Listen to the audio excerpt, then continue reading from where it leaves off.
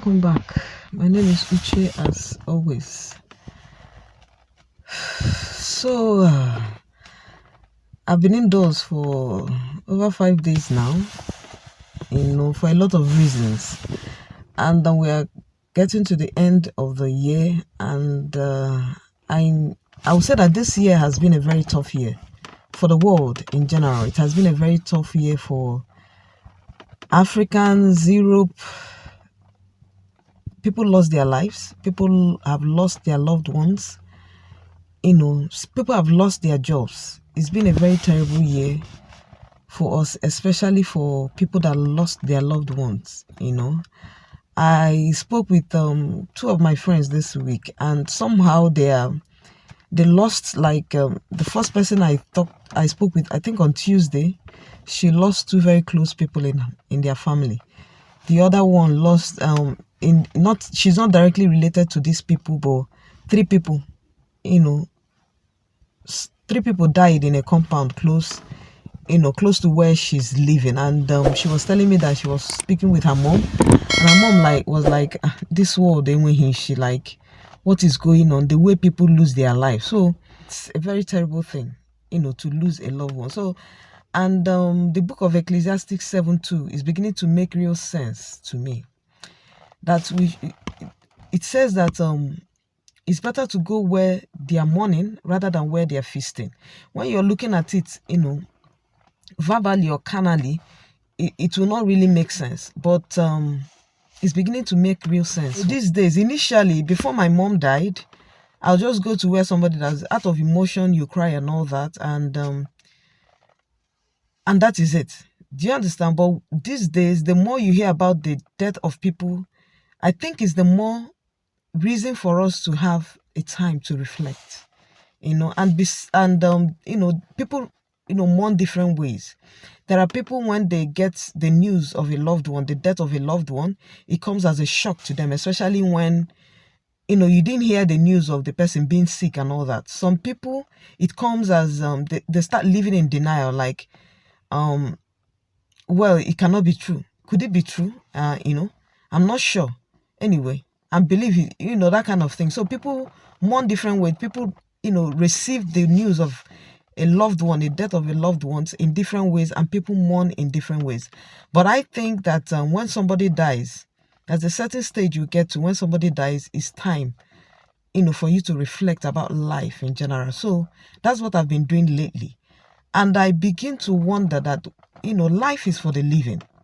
And most times, the living tend to, not to value the things that matter most. For example, people tend to, underestimate health.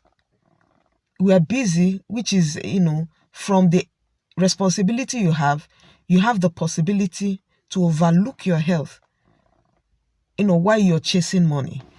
And so I remember the time I had a very serious accident while I was walking, very serious one. And immediately the ambulance came. The work just stopped for a few minutes. Immediately the ambulance came and took me away. Everybody practically went back to what they were doing, and I just remembered all those things. And I feel that we that are living should learn from that. As much as we have responsibility, when you walk and walk and walk and you feel your body needs rest, you have to rest. Rest, health is wealth. I told someone the other day that what is life is, when God created Adam, he molded him, he was a clay, and God said, let there be life. Immediately that breath of life leaves somebody. That is the end. Once you die, judgment takes place. You're not coming back. So I've been thinking how we underestimate. I see some people, you have they are sick and they are saying, let me manage it just because of money. It's natural. But most times, like I said, you reflect about the things that matter most.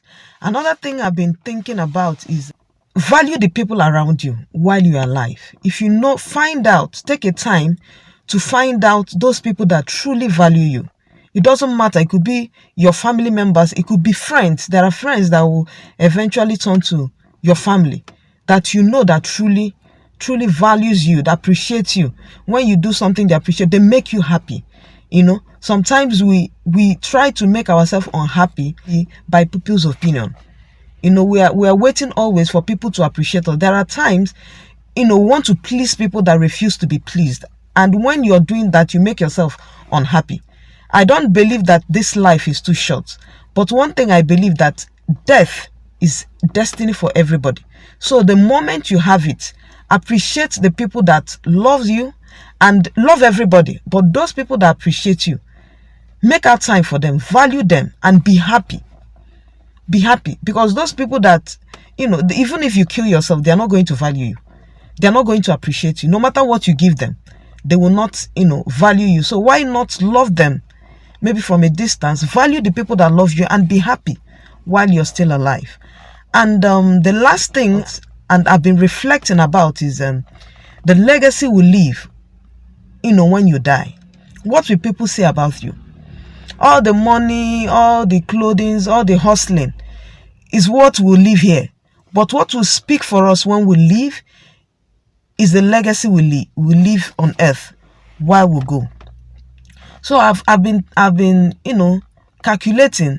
There are people that are bad, but when they die, it's hard for people to come out and say this person is bad, even if the person is bad. Do you understand? So I remember one woman when we were very young. The woman, she was a terror. Like, people knew her as somebody that is very fetish. You're trying not to meet her on your way when we go for Christmas. So when the woman died, nobody said at her funeral that she's a bad person or something. But when people hear about her death, people will be like, so this woman, eventually died. Is it what, you want people to remember you for? There are other people, though, that people also say good things about. Maybe she's somebody, or he's somebody that always smiles. When you see her, she's always smiling. Or maybe she was a choir mistress. She's a very cheerful person. And there are also some people that when they die, people say wonderful things, the impact they make in people's lives. There are people that will come into your life and they will not leave you to live just like that. They will try and make an impact in somebody's life. There are people that when they die, it's like there is something in somebody's life that is missing. That's what I've been thinking. What's the legacy? What will people say about you? There are people that when somebody dies, they'll feel the person's pain more than their blood, because of the amount of impression, or what they have, the impression they left in that person's life. So this is what I've been thinking about. And I think in general that when somebody dies, if you have the opportunity of reflecting, that is the best way. One of the best way you can mourn. It's not necessarily, maybe you can cry, because crying, will relieve you. You can mourn, but let it be mostly a time of reflection. And I've come to realize that there is no safe place in this world that is outside God. Because they say that health, people die in some African countries because of lack of healthcare system and all that. It is true. But now coronavirus is, global. Even the highest doctors cannot find the cure until, recently. So the safest place to be, honestly, in this life is to be in the secret place of God. He's the only one that can protect you from all calamity. Honestly. So I've been thinking about it, and I think I have to. It's as if it's inside of me, and I just feel like, let me just, say something to relieve myself of certain things. And let me know what you think. What's the best way for someone to mourn, to relieve the burden in your heart? What is the best way? And I also want us to think about this life in general. Nobody knows when it is. We all will live long by the grace of God. But the thing is, we are not God. We are not God, and we don't know what He thinks. And so death is inevitable for everybody. I think I'll stop here today until I see you in my next one. Bye.